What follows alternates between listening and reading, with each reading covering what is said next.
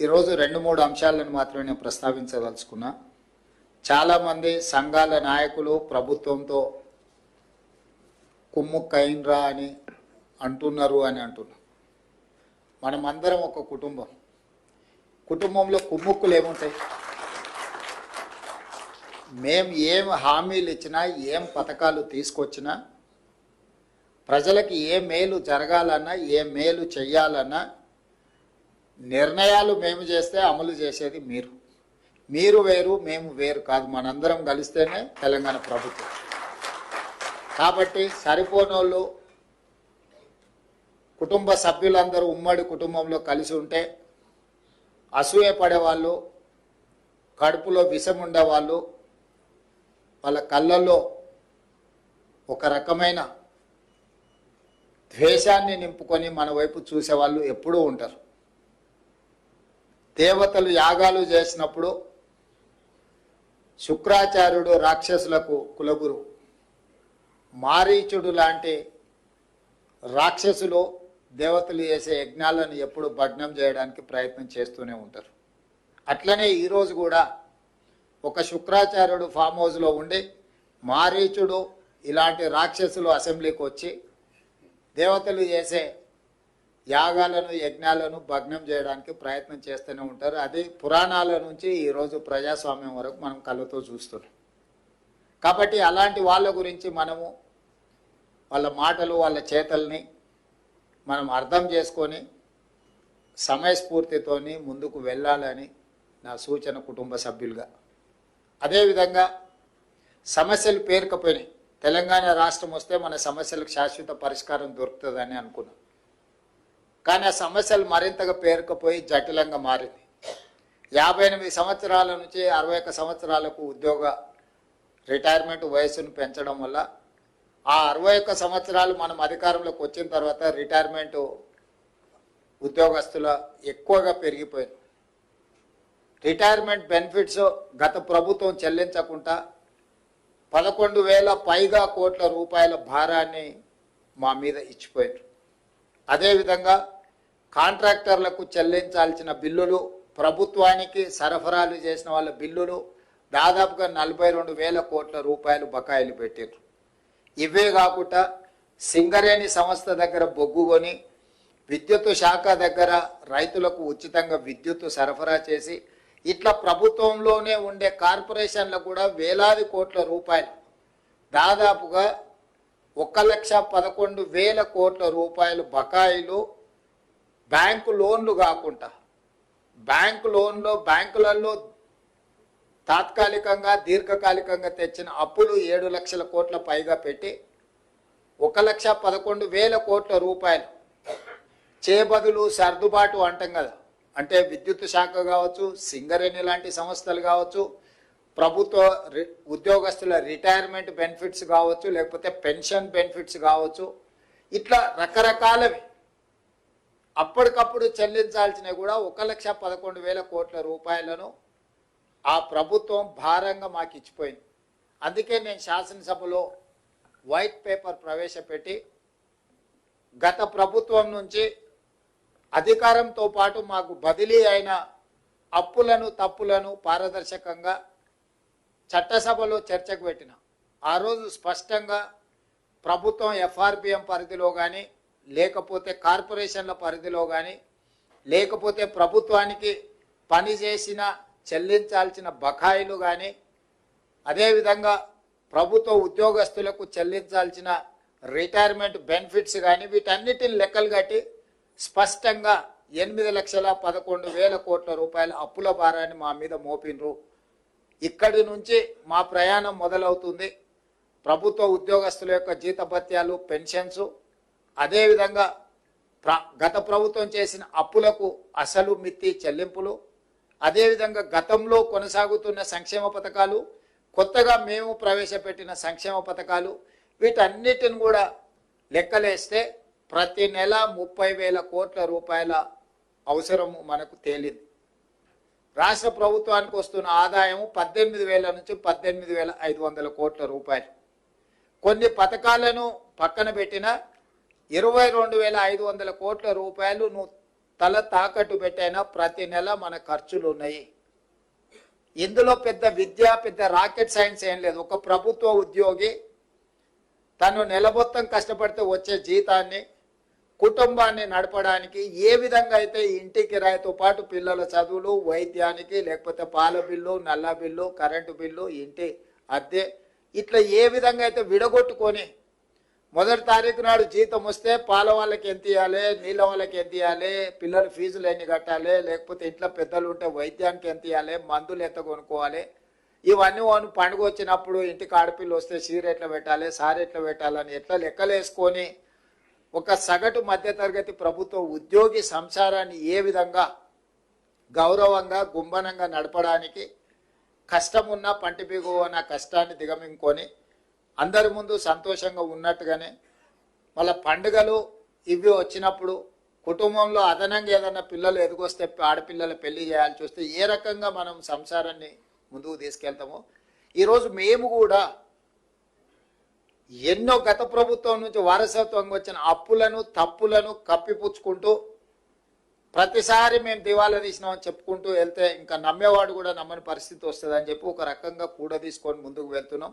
ఈ 2 సంవత్సరాలు మీకు కొంత ఇబ్బంది అయినా, గతంలో రావాల్సిన బకాయిలు రాకపోయినా అవి డిఏ రూపంలో కావచ్చు, రిటైర్మెంట్ బెనిఫిట్స్ కావచ్చు, లేకపోతే మీరు దాచిపెట్టుకున్న మీ సొంతం మీ జీతంలో మీరు కటింగ్స్ ద్వారా దాచిపెట్టుకునే కూడా మీరు అడిగితే సమయానికి రాకపోవడం, ఎన్నో సమస్యలు. కొంతమంది రిటైర్మెంట్ ఉద్యోగస్తులకు ఆరోగ్య సమస్యలు వచ్చి వైద్యం చేయించుకుందాం అనుకున్నా కూడా సరైన సమయంలో రాని పరిస్థితుల్లో 2 సంవత్సరాలు ఈ ప్రభుత్వంలో ఉండే సమస్యల్ని మనందరం కూడా కలిసికట్టుగా ఎదుర్కొని ఈరోజు ఈ ప్రభుత్వాన్ని నడిపించడం ద్వారా సమాజంలో తెలంగాణ ప్రభుత్వానికి గౌరవం నిలబడ్డది. దానికి ప్రధానమైన కారణం ప్రభుత్వ ఉద్యోగస్తులే. మేమందరం కలిస్తే ఎంతమంది? 119 మంది ఎమ్మెల్యేలు, 17 మంది ఎంపీలు, 40 మంది ఎమ్మెల్సీలు. ఇంతే కదా మేము అందరం కలిసి ఉద్యోగస్తులము. ఎంత అయినరు? 200 కూడా కాలే. కానీ రాష్ట్రాన్ని నడిపేది 10.5 లక్షల మంది ప్రభుత్వ ఉద్యోగస్తులు. మేము 200 మంది లోపలనే ఉండే మేమే ఈ ప్రభుత్వాన్ని నడపలేము. ఈ ప్రభుత్వం సాధించిన విజయాలకు మేము 200 మందే అని ఎవరైనా అనుకుంటే అది వాళ్ళ భ్రమనే. అది నిజం కాదు, అర్ధసత్యం మాత్రమే. మేము ఇక్కడ కూర్చొని నిర్ణయాలు చేయొచ్చు. ఒక రకంగా చెప్పాలంటే 15 మంది మంత్రులే మారిండ్రు. మిగతా శాసనసభ్యులు అవతలలో యువతలలో, మిగతా ఎమ్మెల్సీలు అవతలలో యువతలలో, మిగతా ఎంపీలు అవతలలో యువతలలో వాళ్ళే ఉన్నారు. మారిందల్లా ముఖ్యమంత్రి 15 మంది మంత్రులు తప్ప మిగతా వాళ్ళందరూ దాదాపుగా అటుగనో ఇటుగనో 200లలో 100 మంది పాతోలే కొనసాగుతున్నారు. మమ్మల్ని వదిలేస్తే 10 లక్షలు గతంలో ఉన్న ప్రభుత్వ ఉద్యోగస్తులు మీరే. ఆనాడు వాళ్ళు చేసిన తప్పు నిర్ణయాలను కూడా మీ మీద ఒత్తిడి పెట్టి అమలు చేయించారు. ఈరోజు మేము చేసే సక్రమమైన నిర్ణయాలను కూడా మీరు అమలు చేస్తున్నారు. కాబట్టి ఈరోజు ఉపాధి హామీ పథకం నుంచి మొదలు పెడితే షాదీ ముబారక్ కావచ్చు, కళ్యాణ లక్ష్మి కావచ్చు, సన్న బియ్యం కావచ్చు, 200 యూనిట్లు ఉచిత కరెంటు కావచ్చు, రైతు బీమా కావచ్చు, లేకపోతే ఈరోజు ఇందిరమ్మ ఇండ్లు కావచ్చు, మా ప్రభుత్వం గొప్పగా చెప్పుకునే సన్న బియ్యం పథకము, ఇందిరమ్మ ఇండ్లు, ఈరోజు రేషన్ కార్డులు, ఈరోజు లక్షలాది రేషన్ కార్డుల విషయంలో కావచ్చు, 200 యూనిట్ల విద్యుత్తు కావచ్చు గృహాలకు ఇచ్చేది, ఇట్లా చాలా పథకాలు ఇవన్నీ కూడా అమలు చేస్తున్నది. ఇవి పేదలకు చేరుస్తున్నది మీరే మా సారథులు, మా వారధులు. మీ సమస్యల్ని పరిష్కరించకుండా మా ప్రభుత్వం ఉండదు. మీరు ఏ కార్యక్రమం పెట్టుకున్నా నేను మీ దగ్గరికి ప్రత్యక్షంగా ఎందుకు వస్తున్నా అంటే కొన్ని నేను చేయగలగవచ్చు, కొన్ని చేయలేకపోవచ్చు. కానీ మిమ్మల్ని కలవడం ద్వారా మీకు ఒక విశ్వాసం ఉంటుంది. మీరు ఇంతకుముందు మా సోదరుడనో మా అన్నానో మీ కుటుంబ సభ్యుడిగా నన్ను గౌరవిస్తున్నారంటే నా మీద ఎంత విశ్వాసం ఉంటే మీరు అన్న అంటే కుటుంబంలో అన్ని బాధ్యతలు నెరవేర్చేవాడు. యుక్త వయసులో సంసారాన్ని నడపాల్సిన తండ్రిని కోల్పోతే కుటుంబాన్ని నడిపేది కుటుంబంలో పెద్దన్నని. ఈరోజు మన ప్రభుత్వానికి పెద్ద దిక్కు ఉండాల్సిన ఆయన ఈ ప్రభుత్వానికి పెద్ద దిక్కు లేనంత పరిస్థితి కల్పించేసి హాయిగా పోయి హ్యాపీగా ఫామ్ హౌస్లో ఉన్నాడు. ఇక సోదరుడిగా నేను మీ దగ్గరకు వచ్చిన ఈ సమస్యల్ని, ఈ అప్పులను, వీటన్నిటిని కూడా బాధ్యతాయుతంగా నెరవేర్చడానికి నిరంతరం పనిచేస్తున్నా. శామ్ గారు చెప్పినట్టు ఈ 2 సంవత్సరాల దీంట్లో నేను ఎప్పుడు 2 సంవత్సరాలు పూర్తి చేసుకున్నాం మన డిసెంబర్లో ఒక్కరోజు కూడా సెలవు తీసుకోలే. సెలవు తీసుకుందామని ముందు రోజు అనుకుంటా, మళ్ళీ ఏదో ఒకటి వచ్చేసి ఇక మళ్ళీ పిలువండి మళ్ళీ పోదాం పదా అని మళ్ళీ చెప్పులు తోడుకొని మళ్ళీ బయటకు వెళ్ళాల్సిన పరిస్థితి. నేను చిన్నగా ఉన్నప్పుడు సినిమా చూసిన జయప్రద గారిది అంతులేని కథ అనుకుంటా. ఆవిడ పెళ్లి చేసుకుందాం అనుకుంటుంది, లోపల చెల్లెల పెళ్లి వస్తుంది, కుటుంబ సభ్యులు, తల్లి ఆరోగ్యం, ఇట్లా జీవితకాలం ఆవిడ కష్టపడుకుంటూనే పోతుంటుంది. చివరికి కూడా తన జీవితంలో తన ఆనందం ఏం లేకుండా మళ్ళీ కుటుంబం కోసమే మళ్ళీ బయలుదేరుతుంది. అట్లనే ఈరోజు ముఖ్యమంత్రి పదవి వస్తే చాలా సంతోషంగా ఉండొచ్చామని కాకముందు అనుకున్నా. ఇప్పుడు ఇంకా బాధ్యత పెరిగింది, నాకు బరువు పెరిగింది. అంతకుముందు పార్టీ అధ్యక్షుడిగా 12 గంటలు పనిచేస్తే సరిపోయేది, ఇప్పుడు 18 గంటలు పనిచేసినా కూడా సరిపోవడం లేదు. ఇది సంతృప్తినిచ్చే బాధ్యత. ఇది నేను బరువుగా చూడట్లేదు, బాధ్యతగా చూస్తున్నా. అందుకే మీ సమస్యలను పరిష్కరించి వాస్తవం మీరు ఆలోచన చేయండి. మీరు ఒకవేళ నన్ను ఇష్టపడే వాళ్ళు ఉండొచ్చు, ఇష్టపడని వాళ్ళు ఉండొచ్చు, నా పట్ల కోపంగా ఉండే వాళ్ళు కూడా ఉండొచ్చు. అందరు 100% నన్ను ఒప్పుకోవడానికి నేనేం స్వామీజీని కాదు, రిషిని కాదు. నేను ఒక సగటు ప్రజాప్రతినిధిని. లైక్లు డిస్లైక్లు మీకు ఉండొచ్చు. గతంలో మీ జీతభత్యాలు ఎప్పుడు మీ ఖాతాలో పడేది, మీ సోదరుడు ముఖ్యమంత్రి అయినాక ఏ తారీఖు నాడు మీ జీతాలు వస్తున్నాయి ఒక్కసారి మీరు అంచనా వేసుకోండి. ఆ రోజు మీరే, ఈ రోజు మీరే ఈ ప్రభుత్వాన్ని నడుపుతున్నది. కానీ ఆ రోజు మీ జీతాలు ఎన్నడు వచ్చేది, ఈ రోజు జీతాలు ఎప్పుడు వస్తున్నాయి, ఈ 24 నెలల్లో ఎప్పుడైనా మీ జీతాలు ఆగినాయా, లేకపోతే ఇన్స్టాల్మెంట్లలో ఎప్పుడైనా పే చేసినా మీరు చూడండి. మీ డిఏలలో కూడా 3 డిఏలు ఇచ్చినా ఇవాళ పొద్దున్నే పిలిచి డైరీ ఆవిష్కరణ ఉందంటే తప్పకుండా శ్రీనివాసరావు ఇదేదో పెడతాడు పీఠముడే అని డిఏకి సంతకం పెట్టి, ఫైల్ మీద సంతకం పెట్టి శేషాద్రి గారికి ఇచ్చి కనీసం పోతే ఏదన్నా సంతోషకరమైన వార్త ఒక్కటనే చెప్పాలి కదా నేను వాళ్ళకు అని పొద్దున్నే సిఎస్ గారిని, సీఎం పేషీలని అధికారులను పిలిచి మాట్లాడి మీ డిఏకు సంతకం పెట్టి వచ్చింది. మీకు డైరీ ఆవిష్కరణే అనుకోవచ్చు మీరు, కానీ నాకు ఏదో ఒక్కటైనా కనీసం మీ దగ్గరకు వచ్చేటప్పుడు, ఇప్పుడు మనం కుటుంబ సభ్యులు పట్నం పోయో లేకపోతే విదేశాలు పోయో వాపసు వచ్చేటప్పుడు మనం ఎంత శ్రీమంతులు అయినా మాకేమైనా తెచ్చిండా లేదా అని చూస్తుంటాం, అవునా? మీరు కూడా ఎప్పుడైనా క్యాంప్ పని మీద పోతే మీ పిల్లలు ఇంట్లో ఉంటే, మీ పిల్లలు చిన్నోళ్ళు ఉన్నా లేకపోతే మీ మనవరాళ్ళు చిన్నోళ్ళు ఉంటే వాళ్ళకి ఏమైనా ఉండని మీరు చివరికి చాక్లెట్ అన్నది తెచ్చిందా లేదా అని వాళ్ళు చూస్తారు, అవునా? అట్లనే మీ జీతభత్యాలు ఎన్నైనా రాని, మా అన్న వస్తున్నాడు, మా ముఖ్యమంత్రి వస్తున్నాడు అంటే ఏమన్నోడు తెస్తాడు కదా అని మీరు అనుకుంటారు కదా. అందుకే మీ డిఏకి ఇప్పుడే సంతకం పెట్టి ఇక్కడికి వచ్చిన మీ ఆరోగ్య భద్రతకు సంబంధించి కూడా పూర్తి స్థాయిలో చర్చ చేస్తున్నాం. మీ ప్రమాద బీమా ప్రతి ప్రభుత్వ ఉద్యోగికి 1,02,00,000 రూపాయలు, అంటే దాదాపు 1 కోటి రూపాయలు మీకు ప్రమాద బీమా కవర్ చేయడానికి రోజు ఆల్రెడీ సింగరేణి ఏ కార్మికుడికి అనుకోని ప్రమాదం జరగొద్దు అనేదే నా ఆకాంక్ష. కానీ అనుకోని సంఘటన ఏదైనా జరిగి ప్రమాదం జరిగి ప్రాణాలు కోల్పోతే ఆ కుటుంబం శాశ్వతంగా పెద్ద దిక్కును కోల్పోయినట్టే. అందుకే సింగరేణిలో 1 కోటి రూపాయలు, ఎవరు చనిపోయినా 1 కోటి రూపాయలు ఇచ్చే స్కీమ్ తీసుకొచ్చిన. ఈరోజు ప్రభుత్వానికి పనిచేసే ప్రతి ఉద్యోగికి 1 కోటి రూపాయలు ప్రమాద బీమా వచ్చే విధంగా మా ఆర్థిక మంత్రి గారు చెప్పిన తొందరలోనే అధికారికంగా మీకు ఆ వార్త కూడా నేను అందించడం జరుగుద్ది. అదేవిధంగా చాలా ఇష్యూస్ మీరు నా దృష్టికి తీసుకొచ్చిండ్రు, నిరంతరం మీతో చర్చలు చేస్తూనే ఉన్నాం. గతంలో నెలకు 200 కూడా ఇచ్చేది కాదు, 100-150 ఇస్తే కూడా చాలా ఎక్కువ ఉండే మీ బెనిఫిట్స్. వాటిని మీతో చర్చలు చేసి అటు ఇటు అన్నిటిని తగ్గించుకుంటా దాన్ని పొదుపు సంఘం సభ్యుడిలాగా మారి మీకు దాదాపుగా 750 కోట్లు, 700, 800 మొన్న కొంత ఎక్కువ కూడా ఇచ్చినాం. ఏ మాత్రం నాకు వెసులుబాటు దొరికినా మీ రిటైర్మెంట్ బెనిఫిట్స్ మీ హక్కు, ఇది ఎవరి దయాదాక్షిణ్యం కాదు, నాకు తెలుసు. మీ బెనిఫిట్స్ అనేటివి మీరు కష్టపడి జమ చేసుకుని ప్రభుత్వం మీద విశ్వాసం నమ్మకం ఉండి మీరు జమ చేసుకున్నాయి. కాపలాదారుగా ఉండాల్సిన వాడు అవి లేవు అని అనడం సమంజసం కాదు.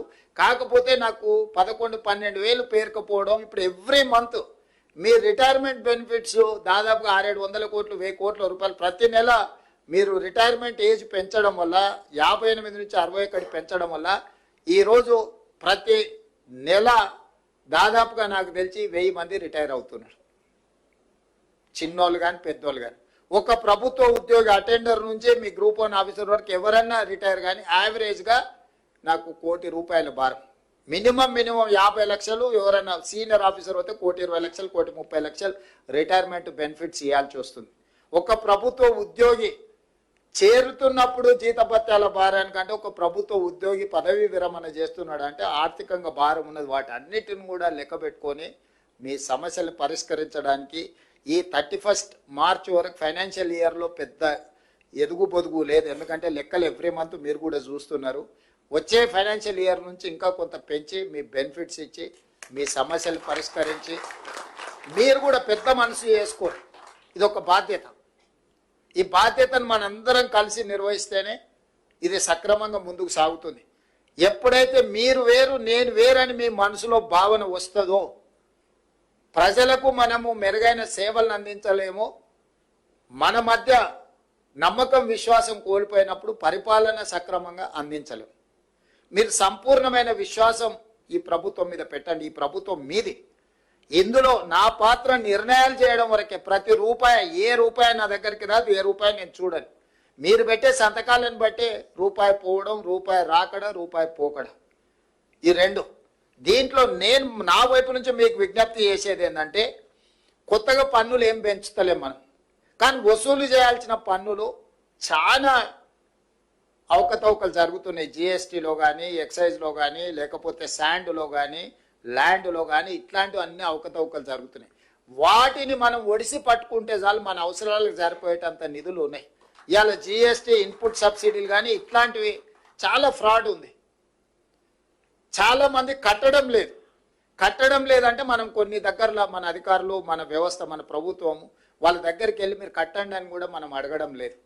ఫర్ ఎగ్జాంపుల్ ఒక చిన్న ఎగ్జాంపుల్ చెప్తా. రియల్ ఎస్టేట్లో ఒక ల్యాండ్ లార్డ్ ఉండి ఒక బిల్డర్కు డెవలప్మెంట్కి ఇస్తే ఒక 50 అపార్ట్మెంట్స్ కట్టింది అనుకోండి.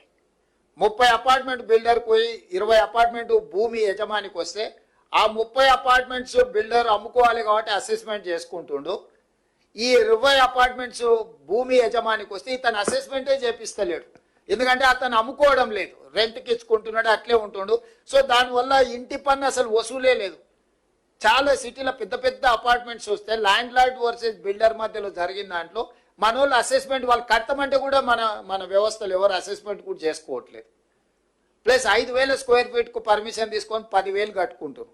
ఇంటి పన్ను 5,000కే కడుతురు. మనం పన్ను పెంచాల్సిన పని లేదు. అతను ఎంత కట్టుకొని అనుభవిస్తున్నాడో గంత అసెస్మెంట్ చేసి దాని మంద మనం పన్ను వసూలు చేసుకుంటే మన ఆర్థిక పరిస్థితే మారిపోతుంది.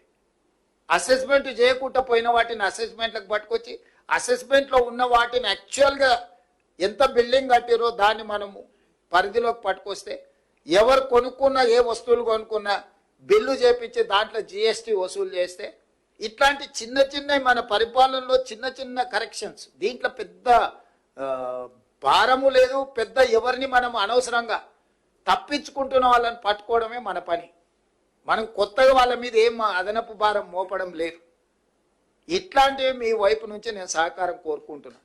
ఇవన్నీ కూడా సంక్షేమ పథకాలు అమలు చేయడానికి, రాష్ట్రాన్ని అభివృద్ధి చేయడానికి, రాష్ట్ర ప్రభుత్వంలో సేవలు అందిస్తున్న ప్రభుత్వ ఉద్యోగస్తులకు, అవుట్సోర్సింగ్ కాంట్రాక్ట్ ఉద్యోగస్తులకు కూడా మనం సరైన జీతభత్యాలు, మీ అందరికీ సరైన జీతభత్యం ఇచ్చినప్పుడే ఎవరైనా ఒక చిన్న డ్రైవర్ అయినా ఫస్ట్ వీక్లో జీతం టైంకి ఇస్తే, ప్రాంప్ట్కి ఇస్తే ఆ టైంకు డ్యూటీకి వస్తాడు, డ్యూటీ చేస్తాడు. మనకు కూడా అథారిటీ ఉంటుంది. 2 రోజులు డుమ్మా కొడితే ఏమో ఎక్కడ దగ్గరికి పోయినావు అని అడగనికి. మనం అది ఇయ్యలేదు అనుకో, నెల జీతం ఎప్పుడు ఇస్తావో తెలియకపోతే వాడు ఎప్పుడు వచ్చినా అప్పుడే సరే చేయనీలే అని. మిమ్మల్ని కూడా మీ నుంచి పని ఆశించాలంటే మీకు నిజంగా మీ జీతభత్యాలతో పాటు మీ బెనిఫిట్స్ కూడా సరైన సమయంలో ఇవ్వాలి, అందించే విధంగా చూడాలనేది నా ఆకాంక్ష, నా ఆలోచన. తప్పకుండా మీరు ఏవేవైతే విషయాలు నా దృష్టికి తీసుకొచ్చిండ్రో వీటన్నిటిని ఇయ్యాల పెంచిన ఒక్క డిఏతోని నాకు ప్రతి నెల 227 కోట్ల రూపాయలు అదనపు భారం పడుతుంది. ఈ రోజు నుంచి మీకు ఈరోజు పెంచిన అని చెప్పిన డిఏకి ప్రతి నెల నా మీద ఆర్థిక భారం 227 కోట్ల రూపాయలు. అయినా మీకోసం మీ దగ్గరకు వచ్చినప్పుడు ఏదో ఒక మంచి వార్త చెప్పడం, కనీసం మా అన్న వచ్చిండు, కనీసం చిన్నదో పెద్దదో అన్న మాకు సంతోషం కలిగించే మాట చెప్పిండని అనిపించాలని మీ డిఏ విషయంలో నిర్ణయం తీసుకున్న. మిగతా మీ ఆరోగ్య భద్రత విషయంలో కానీ, మీ రిటైర్మెంట్ బెనిఫిట్స్ కానీ, అదర్ బెనిఫిట్స్ కానీ, అదేవిధంగా సంఘం ఆఫీస్ గురించి కూడా చెప్పడం జరిగింది. తొందరలోనే జిల్లాలు రకరకాలుగా నచ్చితే నజరానా టైపుల మండలాలు, రెవెన్యూ డివిజన్లు, జిల్లాలు ఆయన చేసిపోయాడు. ఇప్పుడు జిల్లా ఒక నియోజకవర్గం ఉంది, ఒక జిల్లా 14 నియోజకవర్గాలు ఉన్నాయి. రకరకాలుగా ఇర్రేషనల్గా చేసిండు. నిన్నమన్న అందరూ చర్చలు విజ్ఞప్తులు చేస్తారు, మా కొన్ని మండలాలు తీసి అనలేయండి, కొన్ని మండలాలు తీసి ఇన్లేయండి అని. లేకపోతే వరంగల్ అయితే వరంగల్ హన్మకొండ, మాది ఒకటే సిటీ 2 జిల్లాలు చేసిరు, మొత్తం మా ఉనికే మనుగడనే పోయింది, దాన్ని మొత్తం కలిపి ఒకటే జిల్లా చేయండి అని ఇట్లా రకరకాల డిమాండ్లు వస్తున్నాయి. మళ్ళీ పొలిటికల్ డెసిషన్స్ తీసుకుంటే న్యాయం జరగదు, సరైన విధంగా విభజన జరగదు. తొందరలోనే ఒక రిటైర్డ్ హైకోర్టు ఆర్ సుప్రీంకోర్టు జడ్జితో పాటు ఆఫీసర్స్ను, రెవెన్యూ, ఈ ఇతర శాఖలలో పనిచేసిన అధికారులతోని మనం ఒక కమిటీ వేసుకుందాం. నియోజకవర్గాల పునర్విభజన, అంటే నియోజకవర్గాల పునర్విభజన ఎట్లయితే గతంలో చేసినప్పుడు ఒక కమిషన్ వేసి, ఆ కమిషన్ ద్వారా పబ్లిక్ హియరింగ్ చేసి వివిధ ప్రాంతాల పర్యటన చేసి ఎట్లయితే సమాచారాన్ని సేకరించి చేసిండ్రో, ఈరోజు మండలాలు కానీ, రెవెన్యూ డివిజన్లు కానీ, జిల్లాలు కానీ వీటిని తగ్గించడం అనను, పెంచడం అనను, వీటిని రేషనలైజ్ చేయడం. అంటే వీటిని ఏ రకంగా చేయాలా, జిల్లాల మండలంలో ఎంత జనాభా ఉండాలి, రెవెన్యూ డివిజన్లో ఎంత జనాభా ఉండాలి, జిల్లాలో ఎంత జనాభా ఉండాలి అనేది ఒక ప్రాతిపదిక చేసుకోవాలి. ఒక దగ్గర 3 లక్షలు ఉండి ఒక దగ్గర 1 కోటి ఉండరు అనుకో, దీన్ని ఏ రకంగా మనము పరిపాలన చేయగలుగుతాం? ఇట్లాంటి సమస్యలు మా దృష్టికి వచ్చినాయి. తొందరలోనే దీనికి సంబంధించి రేపు బడ్జెట్ సమావేశాలలో పూర్తి స్థాయిలో చర్చ చేస్తాము. చేసి ఒక retired high court or supreme court judge నేతృత్వంలో ఒక కమిషన్ అపాయింట్ చేస్తాం. ఒక 6 నెలల్లో అన్ని ప్రాంతాలు పర్యటన చేసి ప్రజల డిమాండ్స్ తీసుకొని ఫస్ట్ మండలాలు రేషనలైజ్ కావాలి. ఇవాళ ఒక మండలం 1,50,000 జనాభా ఉంటే ఒక మండలం 4,000, 3-4 గ్రామాలు కలిసి కూడా మండలం చేసిపోయారు గతంలో. ఓ లీడర్ నచ్చితే ఆ లీడర్ ఊరినే దాని చుట్టూతో 2 ఎంపీటీసీలు కలిపి 3 కలిపి ఒక మండలం చేసింది. నేను అంతకుముందు ఎంపీగా ఉంటే మల్కాజ్గిరి పార్లమెంట్లో జిల్లా పరిషత్ మీటింగ్కి పోయి కూర్చున్నాం, అందరు కూర్చుని కింద చూస్తే ఎవరు లేరు. నేను సీఈఓని అడిగిన, మీటింగ్ స్టార్ట్ చేయాలి కదా, జడ్పీ జిల్లా పరిషత్ వీళ్ళంతా ఎక్కడ ఉన్నారని. వచ్చారు కదా సార్, అందరు వచ్చారు, స్టార్ట్. అందరు ఏడు ఉన్నారా అంటే ఒక ఆయన చైర్మన్, ఇంకొక ఆయన వైస్ చైర్మన్, ఇంకొక ఆయన ప్రతిపక్ష నాయకుడు, అందరు ఇక్కడనే ఉండరు. 5 మంది కలిపి జిల్లా పరిషత్. 5లో ఒక ఆయన నేను వస్తలేనని చెప్పి మిగతా 4 వచ్చి నా పక్కల్ని ఇటు కూర్చురు. కింద ముందలు ఎవరు లేరు, ఎవరి దిక్కు చూసి మాట్లాడాలి. అది కూడా ఒక జిల్లా పరిషత్ కింద చేసిర్రు.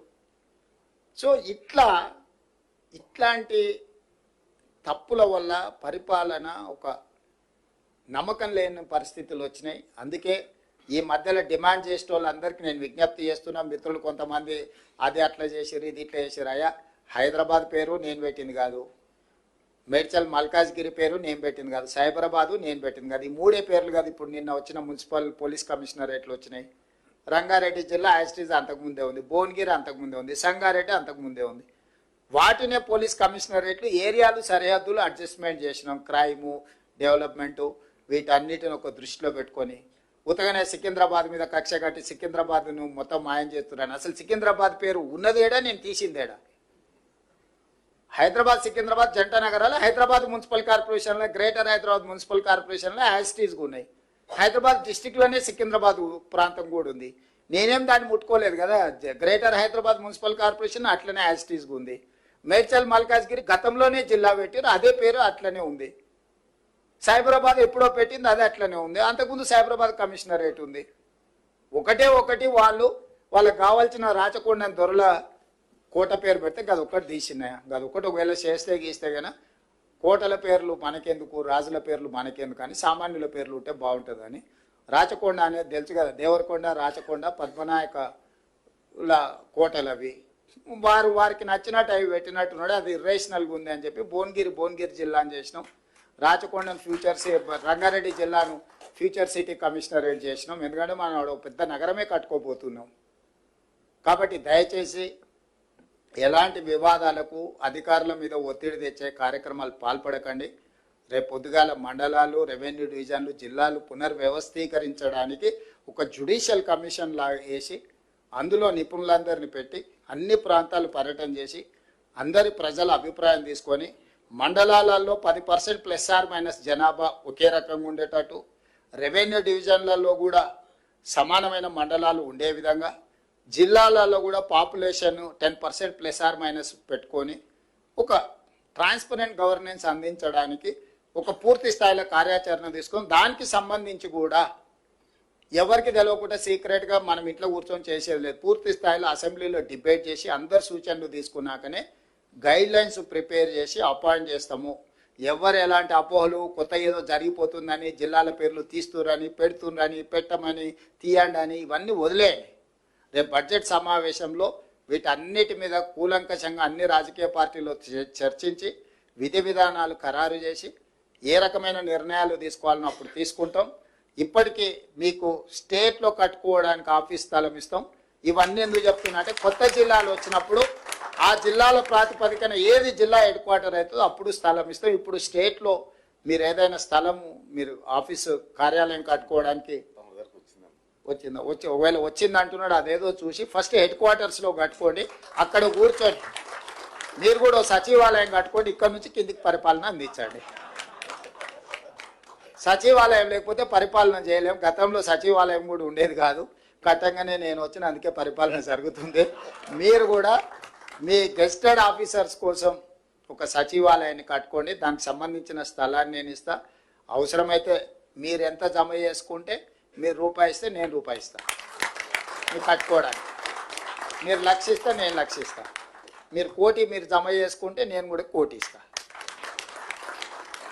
మీరు ఎంత జమ చేసుకొని అన్న మా దగ్గరకు ఇది ఉన్నది ఇంత అంటే అంత మ్యాచింగ్ గ్రాంట్ ఇస్తా. 50-50 మీరు ఒక 50% పెట్టుకొని నేను ఒక 50% ఇస్తా. ఒక మంచి వివిధ రాష్ట్రాల నుంచి కూడా గెస్టెడ్ ఆఫీసర్స్ అసోసియేషన్ వస్తే మీ దగ్గర చూసారే Telangana gazetted officers association office చాలా బాగుంది. చాలా సమాచారం అంతా ఇక్కడ అందుబాటులో ఉంది అనే విధంగా మీరు కట్టుకోండి. నా వైపు నుంచి ఎప్పుడు మీకు సంపూర్ణమైన సహకారం ఉంటుంది. మీరందరూ కూడా ఈ ప్రభుత్వం మీద అనుకొని నడపండి. ఇది నాది కాదు, మనందరి ప్రభుత్వం ఇది. ప్రజలకు మనం సేవ చేయాల్సిన అవకాశం దొరికింది. ఇన్ని కోట్ల మంది ఉన్నారు. 5 లక్షలే ప్రభుత్వ ఉద్యోగులు. దాదాపు 4 కోట్ల మంది నుంచి 5 లక్షలే మీరు సెలెక్ట్ అయినారని అంటే ఇది ఒక గొప్ప అవకాశం. 4 కోట్ల మందిలో మేము 200 మందిలో మేము ఉన్నామంటే ఇంకా గొప్ప అవకాశం. ఇది ప్రజలు ఇచ్చిన అవకాశం. మనం సద్వినియోగం చేసుకుందాం. మన సమస్యలు పరిష్కరించుకుందాం. ఒక మంచి పరిపాలనకు మనం ఆదర్శంగా నిలబడదాం. ప్రభుత్వం ఎప్పుడు మీకు సహకారాన్ని అందిస్తుంది. మీరు లేవనెత్తిన విషయాలు శ్రీనివాస్ గారు మీ అసోసియేషన్ వాళ్ళందరూ చాలా ఇచ్చిండ్రు, అన్ని ఇక్కడ ఉన్నాయి. వీటన్నిటినీ మా చీఫ్ సెక్రటరీ గారికి ఇచ్చి ఎగ్జామిన్ చేసి మళ్ళీ ఒకసారి మీ అసోసియేషన్ చీఫ్ సెక్రటరీ గారితో మీటింగ్ ఏర్పాటు చేసి దీనికి పరిష్కారం కావాల్సిన అన్ని ఆదేశాలు కింద అధికారులకు ఇచ్చి మీ సమస్యలు పరిష్కరిస్తానని తెలియజేస్తూ మీ